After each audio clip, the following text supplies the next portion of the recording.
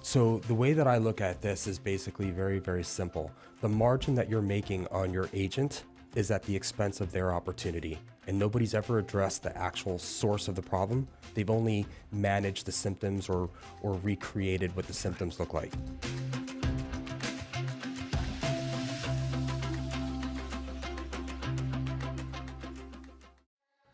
I'm Greg Macaluso. I'm here with my business partner, Rich Tomasini. 18 months ago, I brought my independent brokerage over to eXp. And this video is to talk about why independent brokerage models need to see this platform.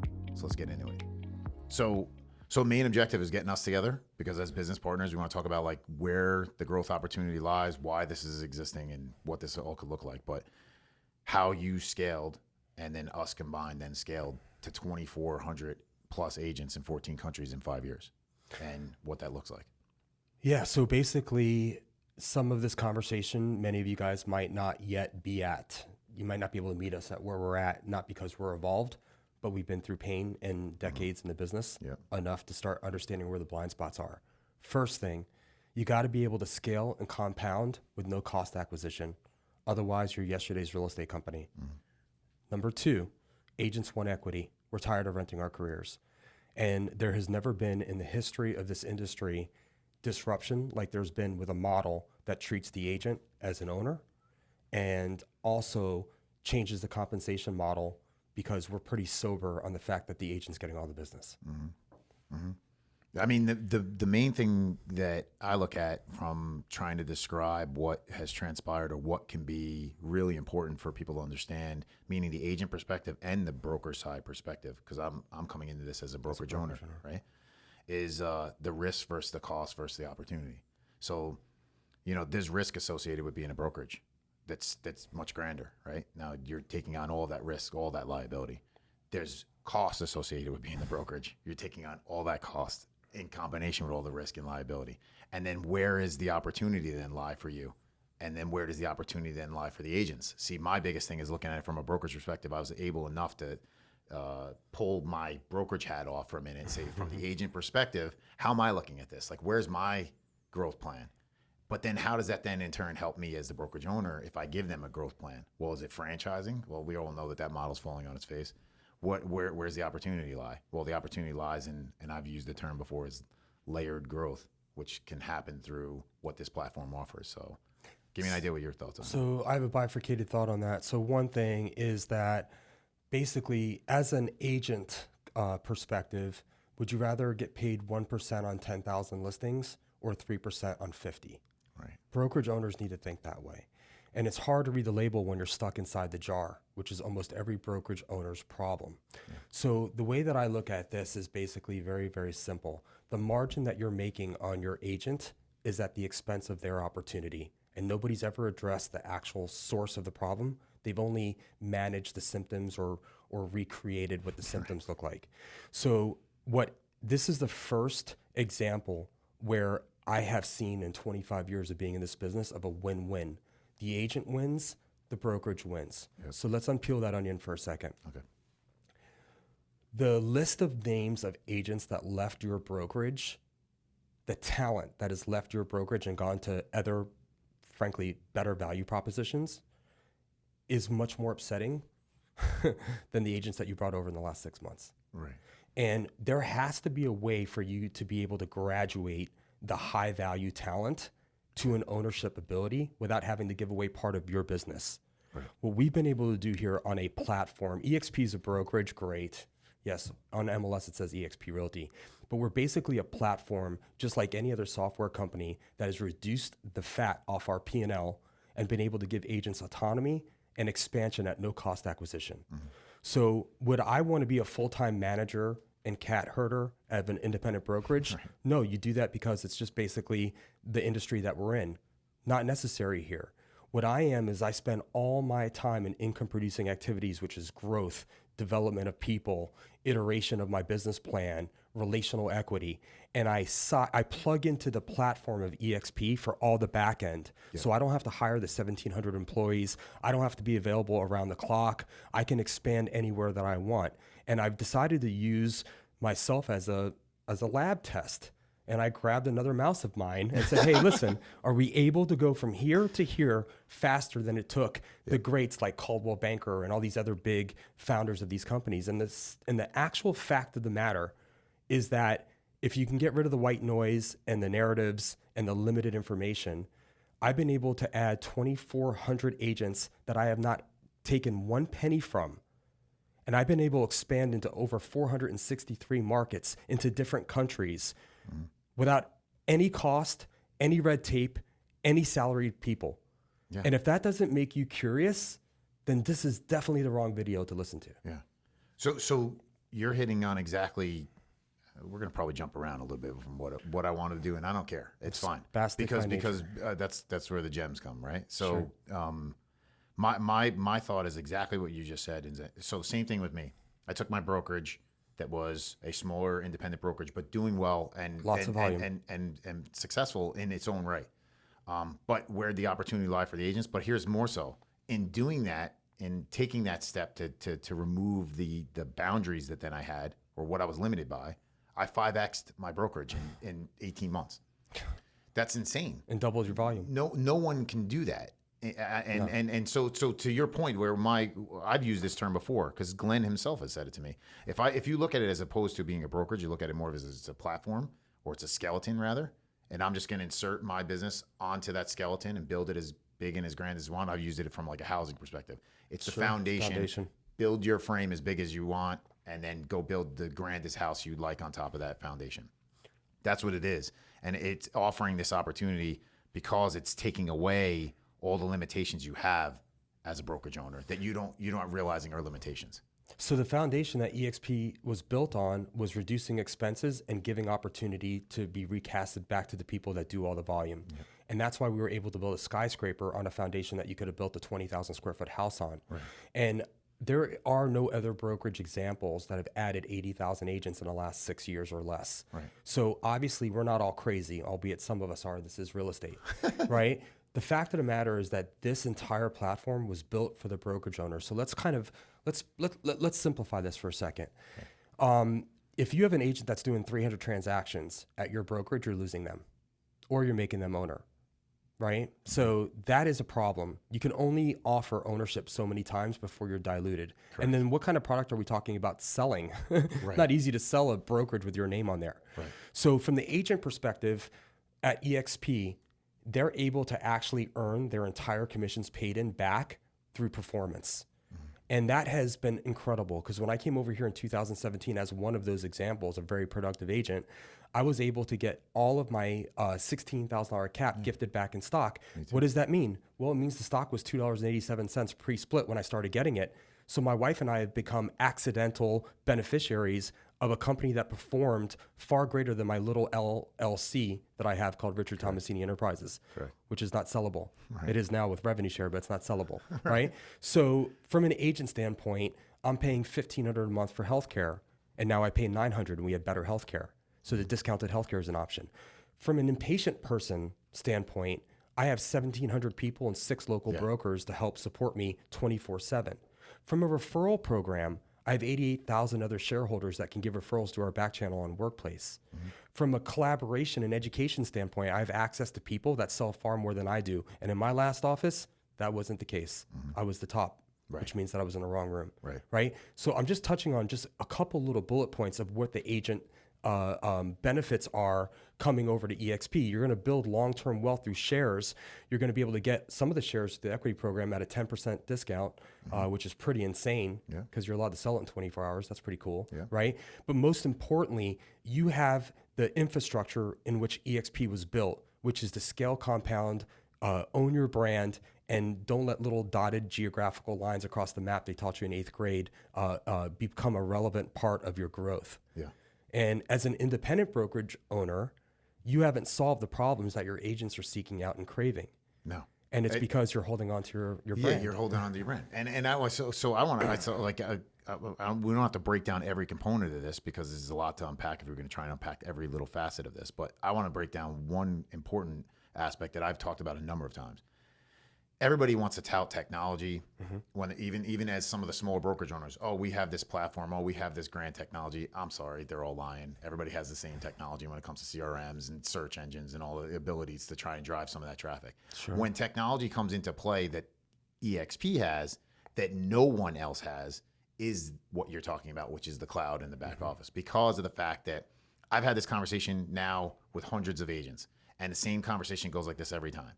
If you had to ask somebody a question right now in your brokerage, who are you going to? There might be an office manager. There might be a BIC. There's two people. You're waiting for a response back. How many agents have been like, it's been 2 days. My BIC didn't call me back. I have no idea what's going on. They don't have any clue what's going on, or they're trying to get answers to something with a bottleneck that's huge. And it doesn't matter how big the brokerage is. Even in a franchise model, there's bottlenecks in every office. EXP eliminated all of that. I need an answer. I'm going to get it now. I'm going to get it fast, and I'm going to get the correct answer. I'm going to move on. And that to me is more powerful than anything else in the day and age that we live in. We all need to respond to things within seconds these days. Otherwise you're left behind.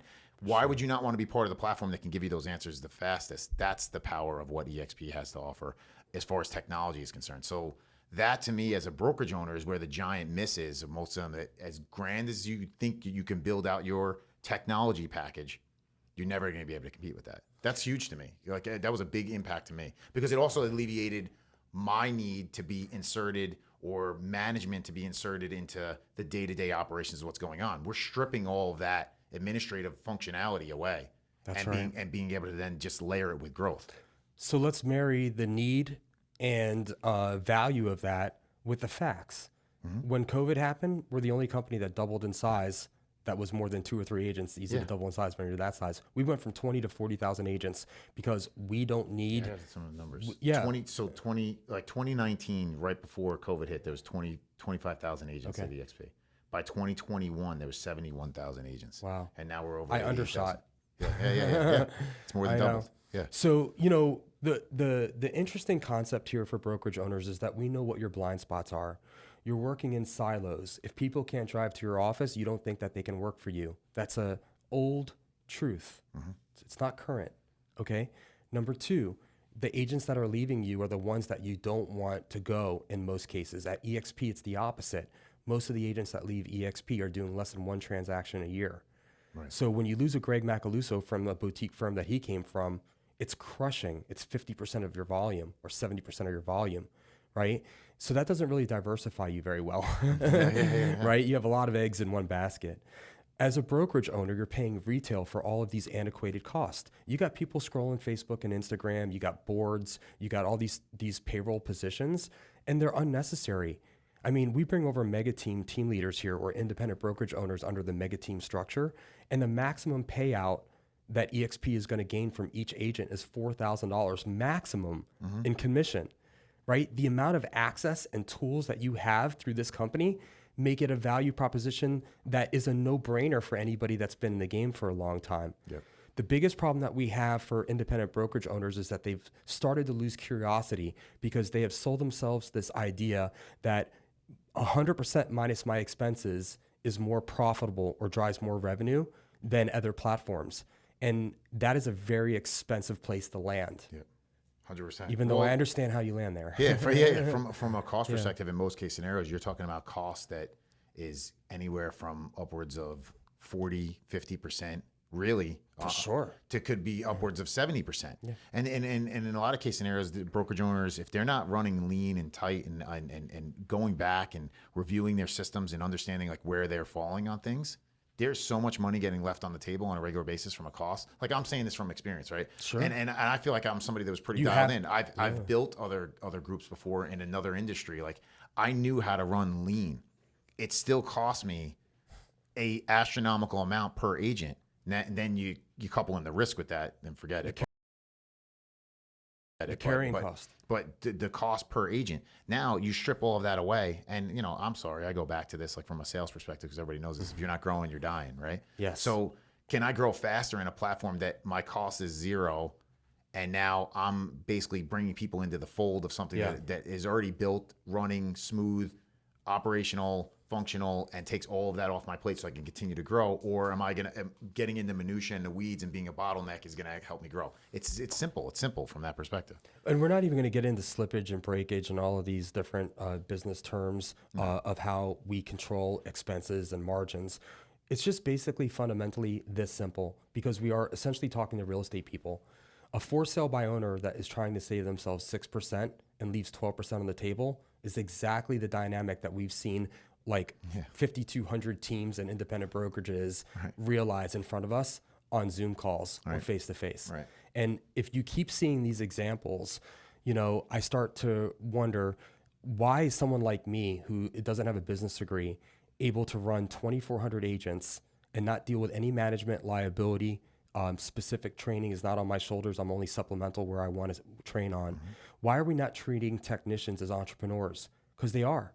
Yeah. Well, we all are in this business. That's the miss. That's the giant miss. Somehow the miss in this business from years ago became this dialogue and this ideology that somehow you're an employee of a brokerage, which a lot of agents take on as a persona. They work on the front desk for free. You're not. You're every single person that went out and got a real estate license is an entrepreneur. I've done it when I talk to people. Raise your hand. Who's an entrepreneur? It better be everybody in the room, because you all are. So as soon as you got your license, you became an entrepreneur. Why wouldn't you want to build a platform that promotes that entrepreneurial spirit instead of one that's actually hindering it? That's the difference of what this has. Agents have one of two choices. They're either tired because they're so busy and they figured it out how to lead generate, or they're anxious because of the valleys in their production line. Yeah. They're riding a roller coaster. Yeah. And you know what? There are other options out there, albeit they haven't been up here for a long time. And it's really as credible as the person that's presenting it to you for you to sit down and take a look at it. Most people are bad at time management. Most people aren't critically thinking. Most people are too busy counterpunching to do some real punching. And what we ask independent brokerage owners to do is, in the deepest, darkest, most private places of your house, to sit down and listen. We know what your pain points are. They're all the same. For many independent brokerage owners, I mean, just one liable case. I asked a classroom of 500 people, have any real estate agents ever made a mistake in any of their deals from day one till now? 100% of the people raised their hands. Whose license was that under? Yours? Right? I'm a really good former real estate agent. I've made mistakes. So from the agent perspective and from the brokerage perspective, it's a win when you do the math. You just have to be able to get to the calculator.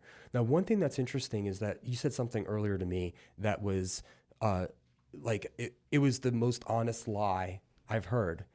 Which was basically, this business has changed a lot. And what you're saying is that technology has impacted this business, and the dynamics in which we operate has changed quite a bit. And that is a truth. The lie is this is the last business that's changed. Uber beat out Yellow Cab because they shaved expenses. Amazon crippled Walmart. Mom and pops were crippled by Walmart. Every piece of streaming technology, every single thing that every real estate agent is using to make their money is cloud-based. Expenses are down, retail prices less, expenses are less for the broker. It's a win-win. This is the last of the Mohicans. This is the 10,000-mile tire of having a brick and mortar office and then having to spend $800,000 because you want to have a satellite office in a new city. We opened the UK under our group organization. We have 411 estate agents for $0. Right. So, I mean, the point is that the cost of plugging into a robust, streamlined hub and maintaining my autonomy, my niche of business, my ability to run and operate my team with my own creativity, not to be stuck in any box, is an unbelievable experience. And that's why someone like me, by myself, jumped into this company in 2017 and then found business partners that would have never talked to me. Greg, you would have never done business with me. I was literally gonna hit on that. I was gonna say that at some point. It's like, so the two of us sitting here talking about this and trying to tell other people about this doesn't happen at any other company. Any company that's listening to this right now, any company, any brokerages listening to this, any agents listening to this, so you're sitting down with another agent that was a top selling agent, that you're a part of a group that's expanding and growing together. Do you talk to them? No. You don't share anything with them. You got to keep it here. You can't share this. It's not going to help. It's not going to help your family. This is the first scenario that it does. So now, all of a sudden, now we have all of this ability for agents that are powerhouses and brokerages that come and collaborate and come together to build something even greater. That doesn't exist. Being a shareholder keeps our referrals in house fundamentally. Yeah. I've learned more in the last 5.5 years of being at EXP than I did in the 25 years I've been licensed because of the people that I've been around that are willing and incentivized to talk to me. Yeah. Number two, think about it for a second. What is the single most developmental role that you've had in your life experience? If you're a parent, it's raising kids.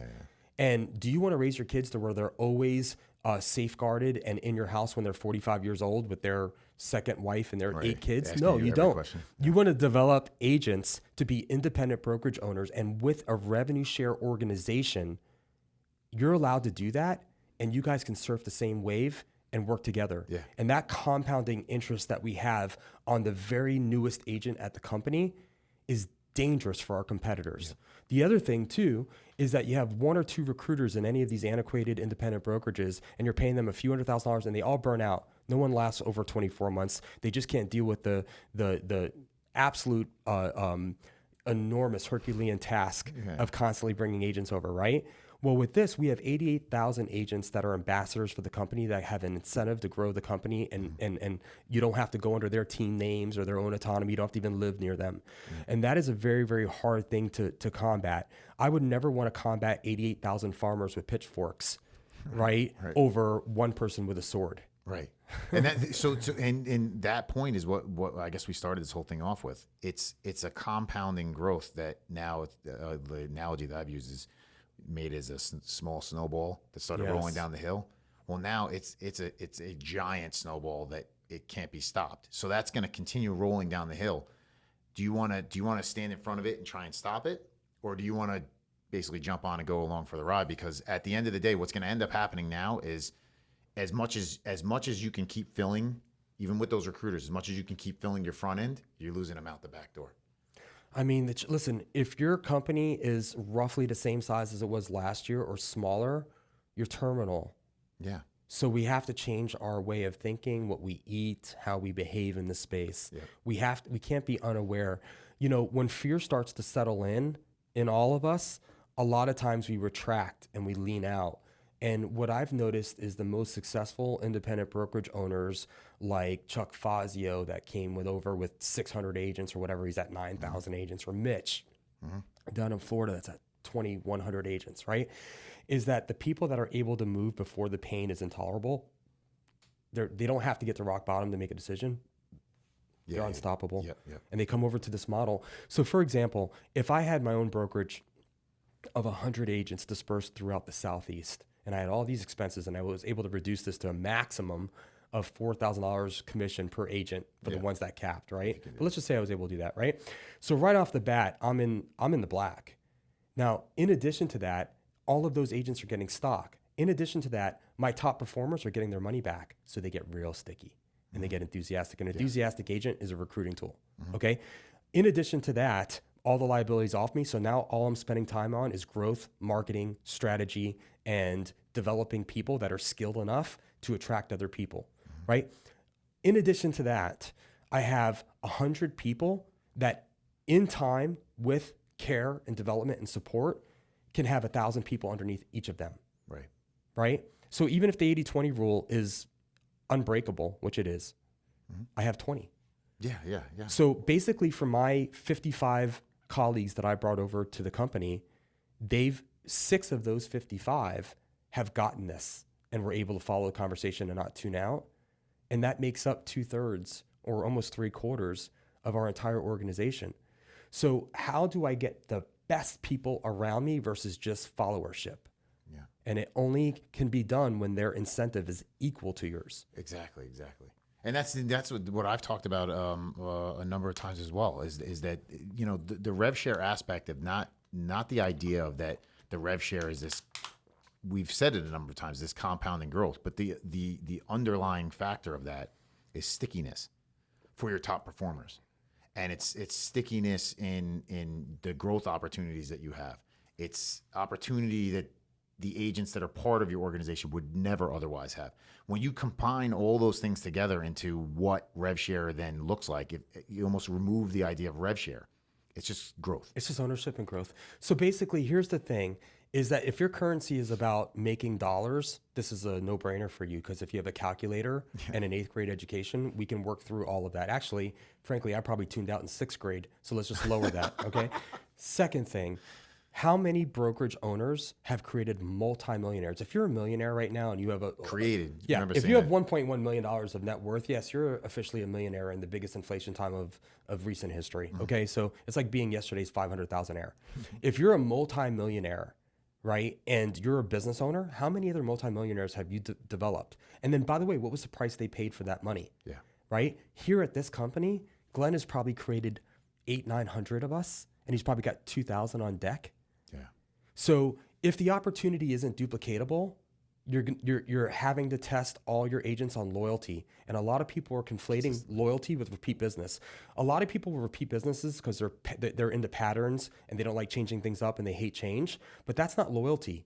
Because as soon as somebody who's skilled, like the two of us, if you think, as soon as I mean, that's subjective, but as soon as somebody who's skilled and understands the model, they get them every time.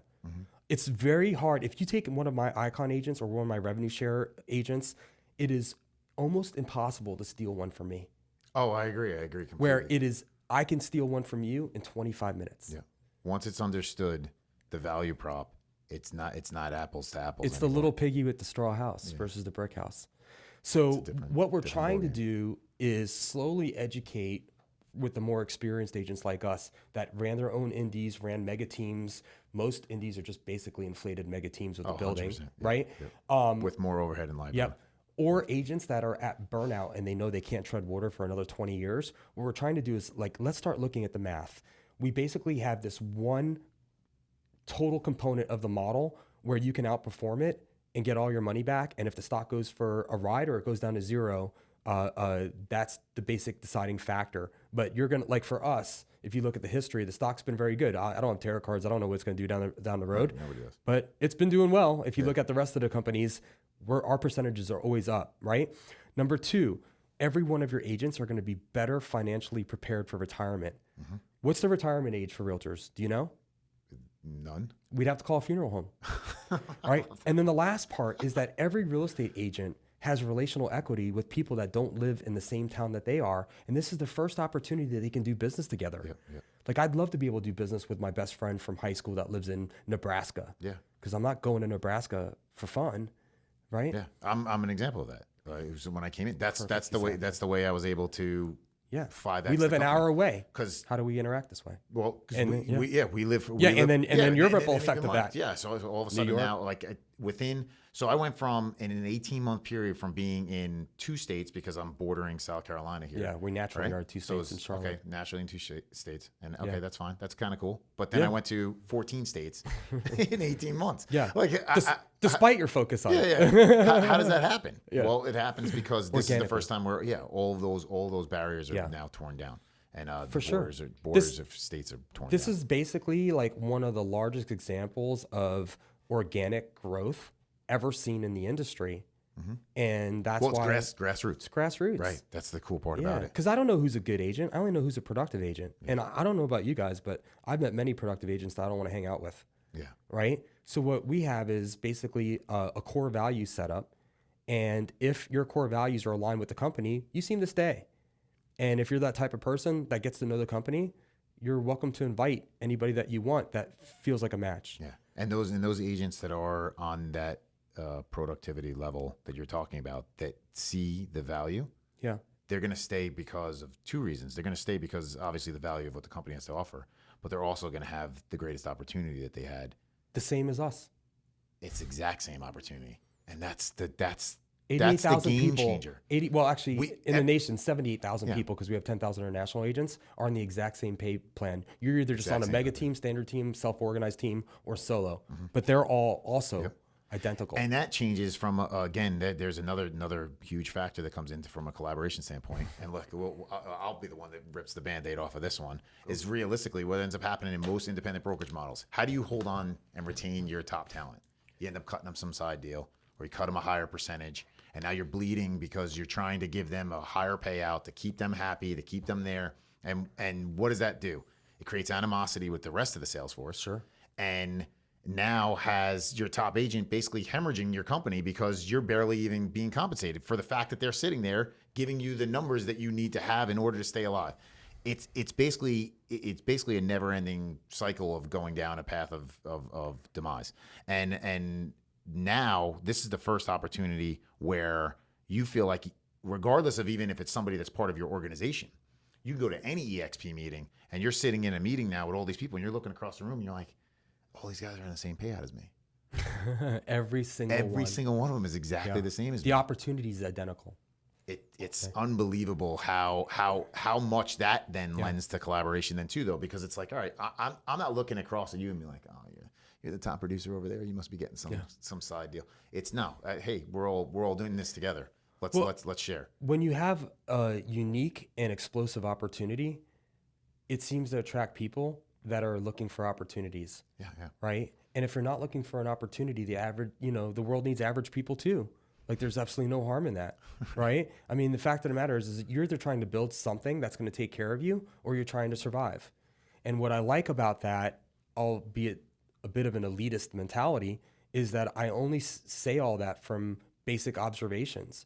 Like, we have a lot of agents that are working deal to deal. And if you really honestly interview them, they're not happy. Their anxiety is too high. It's not fair. They work too hard for it. So if you have stock building over the course of your 30-year career, and you have the ability to earn all your money back on the good years that you had, and you have support like you've never seen before, and discounted healthcare and tech and tools that you've never been able to experience, and your past independent brokerage couldn't afford to plug into them, right? That is key. And what does that look like when it compounds and grows over years? It's pretty fascinating. Mm-hmm. So EXP is not a brokerage in my mind. It's a revolution of agents saying, we work too hard to rent our careers. And we have so many agents that have basically been brainwashed, myself included for a period of time, to think that, oh, my rental house is way better than yours because I have a water slide in the pool, or it's on a no fixed bridge canal in the Intracoastal, or my rental house has a view of the Blue Ridge Mountains. They're not your homes. You're building someone else's assets. And I think that there's been pioneers like Gary Vee and a lot of these people that we see on the big stages that are understanding that it's about databases. It's about your branding. It's about followership and influence. And if you start to build those things, you will be the pioneer, the future of this industry, even if you've been licensed for 2 weeks. If you're an independent brokerage owner, you're basically going to sit there and say the honeymoon, what was that? The Ralph Cramden show. Honeymooners. That's the best show that ever happened. Well, I'm like, dude, have you just watched Succession? That's a way better show, right? So like, you can hold on to that and then use a kung fu grip to basically hold on to what used to work. Yeah. But that is not what whoever started that company initiated the company. A lot of people, it's really tough too, because if you are in a business with someone that you love, it's very hard to take risk on something that someone else built and entrusted you with. Mm-hmm. And one thing that Greg and I have been very fortunate in is that we've not had to protect anyone else's legacy. We had the luxury of being able to build our own. Mm-hmm. And we came over here and we built it very fast and in a way that served the people exactly the way that it served us. And if you guys don't think that that's a revolution, that's what propels our confidence level to think that we can grab agents from anywhere with a calculator and an open mind. Yeah, it changes everything. Everything. And that is about as perfect as anything could have been said. So thanks for that, man, because it's truth. Right now, I'm sitting here like listening to even you talk about this, like after all the time that we've spent now talking about this over the last few years, and it still gets me excited about it, right. and I still get excited about the fact that I could help others do this. The greatest gift that I feel like people as leaders want to provide to the agents that are part of their organization, meaning, or if it's an independent brokerage, is they want to see people succeed. That's their original intentions. People are coming from a good place. I believe that. Independent brokerage owners are good-hearted people. They're coming from because they're not making any money. No. So that's how we know. And if they are, are they providing so much value. And so they're doing that because they want to see others succeed. Because in their mindset, and I've said this before, is that they wanted to leverage others to then hopefully then it helps build their family. But they're coming from the correct place. Where the rub, the issue, the problem lies is everything that you just said.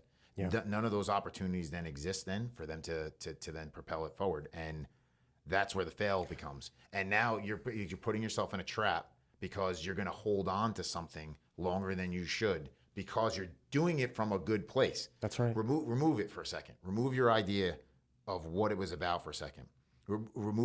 Why did you set out to do this? You set out to do this because you wanted to build a legacy for your family. Mm-hmm. You set out to do this because you wanted to help others. What if you could do that in a way that's faster, better, more efficient, more cost effective, less liability, all of the things that you actually really embrace about what an entrepreneurial ownership, independent ownership in something was. What if you could do all those things and now just plug into a platform and now it allows you to do it at a better level? That's what this is all about. Because the cost of being able to do that is that you have to let go. You have to let go. And have a paradigm shift and be open. And it's very hard to do that. So we're both the same age and it's taken me a long time to grow up. Well, and one thing that I'm realizing as I get older is that every single thing that gives me some kind of emotional trigger is because I suffer or I'm guilty from it. And what we need people to do is start doing some critical thinking and stop just repeating things that you said 9 years ago that really don't carry water. They don't apply. One of the things that I think is super crazy about the industry as it sits right now is that our best market that we've ever experienced in the history of this business is behind us. It's behind us, yeah. And your bills aren't going down, they're going to go up. Mm-hmm. And if you start cutting things, your agents are going to leave. Mm-hmm. We don't have to deal with that. We're Teflon to all of it. Mm-hmm. So for agents that are out there looking at this is an opportunity for you to basically get the cliff notes off the book, The E-Myth. You can go and be a technician and be an entrepreneur concurrently and not have to be the manager. Yeah. And for all of you independent brokerage owners, you should look at one column of your expenses and your growth. And let's just go back for however long you've been and look at one column of what your expenses would be with here and look at what our growth patterns are. And as soon as you realize that and marry that with the fact that your agents will get the biggest increase value proposition gifted to them with one decision, then you could take your logo, your brand, your vision, plug it in like a toaster and start growing and helping other people transform their lives. You could be transactional or you could be transformational. I think it's a both. Yeah, yeah. And you're doing it all the while by accomplishing exactly what you set out to accomplish. That to me was that was the game changer in my mind of like saying, why would I bring the brokerage over? Because it's like, all right, am I giving up? What am I giving up? That's what you start thinking about. What am I giving up? I'm giving up control. No, really not. No, you're giving up stress. I'm giving up. I gave up stress. Although you haven't acknowledged it yet. Yeah, I gave up stress. I gave up liability, cost, and basically all of the negatives that I didn't like about the aspect of owning the business. Confinement and where you can sell and who you can work with. Yep. And it led me bookkeeping. So all right. So listen, I haven't touched my business checkbook in 5 years. I was one of those people that I felt like when I was running the brokerage that had those things dialed in, and I'm sure there's independent brokerages out there that have it dialed in. Yeah. Okay. I'm not. You were just doing all the jobs, but I was just doing Or I was outsourcing it to companies that I realized can do it well for me, and that's all well and good, and I'm being as efficient as I can be. You still can't keep up with the growth opportunity that then combines with this. So it's like, so as efficient as I can be, I can't compete with how fast this is tracking past me. Yeah. So you're trying to scale a hero. Yeah. So it's impossible to do that. And again, it goes back to what we just said before, your bottleneck. So hey, listen, teamwork makes the dream work. Here you can build your team anywhere you want with the highest quality people and you choose them. Yeah. Number two, very important part here, okay, is that in this model that we're at with EXP, we are just on the brink of you guys seeing what we're going to be able to do here. Mm-hmm. EXP is just warming up. There's 1.5 million agents. We've got 78,000 of them in the country. Mm-hmm. You know how many agents there are in the world? I know this because I'm in a global real estate company. Many agents are not licensed in India and all kinds of markets. They're not licensed. There's millions and millions and millions of real estate transactions that go on globally by unlicensed agents because it's just not part of their protocol. The growth of this company we're in diapers. And, that's why you see the big real estate companies targeting us so hard. They are scared to death. Mm-hmm. If you look at a heat map of our sales in this company, almost the entire Midwest hasn't even heard of us. Many of the smaller towns 100 miles in from a coastline haven't heard of us. Yeah. This is an opportunity of a lifetime, and you're right in it. So you either have sunglasses on or you have reading glasses on. Yeah. I mean, like the numbers that I was talking about before. So I go back to this. 2017, when you joined the brokerage, there's 6,000 agents. 3,700 on August 4th of 2017. Okay. By the end of the year, there was 6,000. So there was a big growth then. Yeah. A lot of that sparked from the Icon agent, which is the ability to get your cap back. Yeah, it took all the high performers from other companies and it drove this as an option. It became a no-brainer for them. Yeah. So now, with the beauty of what ended up happening with a setup like that for all this growth and this explosion and this continued then growth of where we're at right now, is your top performers are going to be looking for something like this. So now they get to find it. They can't stop hearing about it. We're vocal. Yeah. Well, and why not? Because everyone has the opportunity. So now you have 88,000 people or enthusiastic. It's cheering never happened before. Cheering it. It's hard to get 88,000 realtors enthusiastic about anything at some point in their career, any point. So, just a side note. Okay. My watch beeps at every hour, so I can be mindful of what I just did with the last hour. That's good. Oh, that's good. At least this last one we got on film. This was good. Going back to what I was just saying is, what I found is interesting about this. So you see this explosion, right? Because you're targeting as a company. I don't want to say targeting. That's not really the way I want to say it. I want to say it more as it became an opportunity. It's the first time you're seeing an opportunity for solo agent, smaller team, larger team, independent brokerage. Name another model that's out there. Name another that services all of those. That services everything in a way that's compounding growth and ability for all of them to scale. All of them and commercial equally. There's nothing that does it. So that's where the numbers, like when I look at charts like this and all this, it starts dawning on you when you're sitting there looking at it, like, all right, so I'm doing things right. I care. I'm coming from a right place. So I'm doing all the things that I've been told for years and taught and learned as I get older in life that's propel you to success or greater success, because you're being selfless in your actions and you're trying to help others, but you're doing it the wrong way. And it's doing amazing. it the way that somebody who had self-interest taught you. Yes, an antiquated way. Yeah. And suddenly then when you get to peel the layers back and look at where the opportunity exists here is now you just opened up the gamut for me as an entrepreneur to talk to anyone of where their opportunity lies. And I love that, because now I can have conversations with you as the independent brokerage owner. This is where an opportunity is for you to help your agents and do what you wanted to do. You as an independent agent. And they get exposure to you. And we get to do it together, right? Yeah. We get to do it together. Yeah. Now Greg's your free partner. Now Rich is your free partner. Free partners. So you have different perspectives that are able to touch your people. We talked about the layered growth too, right? So it's because of the layers that the revenue share portion goes down. You're not only one-to-one. So it's not us sitting here. It's me to you, plus the agents that I bring in, plus the agents below them. That's right. And it keeps going down the line. And that's the village raises the child now. Yeah. Which is how it's supposed to be. It's the way especially in this industry. It's the way that life started and will end. Yeah. So basically, with everything we just discussed, the main thing is that we're trying to get across here is that if you're one of the people that this makes sense for, this is an opportunity that you need to really look at. We've got the time and seasoning to help walk you through the numbers, the operations, the logistics. This is definitely part of the due diligence that you should be doing on your business every single quarter. Yeah.